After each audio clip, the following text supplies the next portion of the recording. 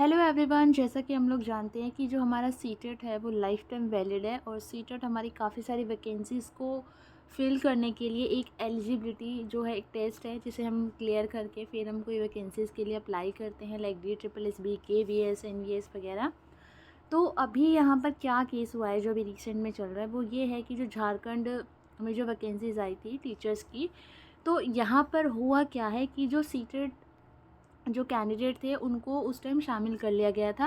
But अभी जो है वो रिसेंटली अभी कोर्ट ने फैसला सुनाया है कि सीटेट कैंडिडेट को यहाँ नहीं लिया जाएगा जिन्होंने यहाँ पर जैसे कि हम हरियाणा में अप्लाई करते हैं तो एस टेट चाहिए होता है, यूपी में अप्लाई करते हैं तो यूपी टेट चाहिए होता है। बट अब इन्होंने ये कहा है सुप्रीम कोर्ट ने कि अगर आप झारखंड में जॉब लेना चाहते हैं तो जे टेट वहाँ का होता है वो आपको क्लियर करना पड़ेगा, जैसे आप राजस्थान का रीट क्लियर करते हैं। जो आर टेट जिसे हम पहले बोलते थे, तो हर स्टेट का एक अलग अलग है।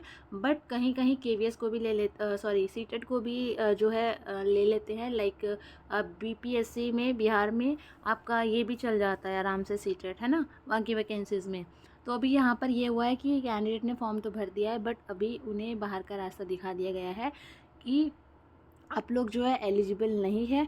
और जो यहाँ पर जो हवाला दिया गया है वो ये है कि स्थानीय भाषा की जानकारी नहीं होने का जो है तर्क यहाँ पर दिया गया है।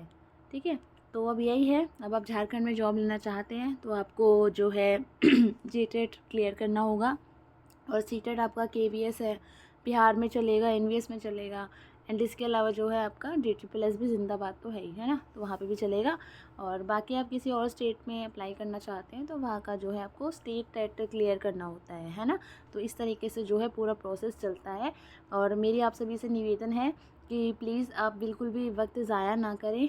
कभी भी कुछ भी रूल बदल जाते हैं तो इसलिए वक्त रहते आपने जो भी डिग्री या डिप्लोमा हासिल किया है उसका पूरा पूरा आप लोग जो है फ़ायदा लीजिए। ठीक है, समय पर आप नौकरी लीजिए, समय पर बच्चों तक अपनी पहुंच बनाएं और समय पर मतलब जो है सिलेक्शन ले, ताकि ये टेंशन आपको ना रहे, क्योंकि कभी भी कुछ भी हो जाता है ना। जैसे कि बीच में 2018 में वैकेंसीज़ आई थी केवीएस की, उसके बाद 4 साल तक वैकेंसीज़ नहीं आई थी, है ना। तो कभी भी कुछ भी हो सकता है, हमें नहीं पता। और इसलिए कल हमारे हाथ में नहीं है लेकिन आज हमारे हाथ में है, तो आप लोग उसी हिसाब से अपनी जो है तैयारी कीजिए। एंड कोई डाउट है तो आप लोग मुझे कमेंट कर सकते हैं। Thank you so much.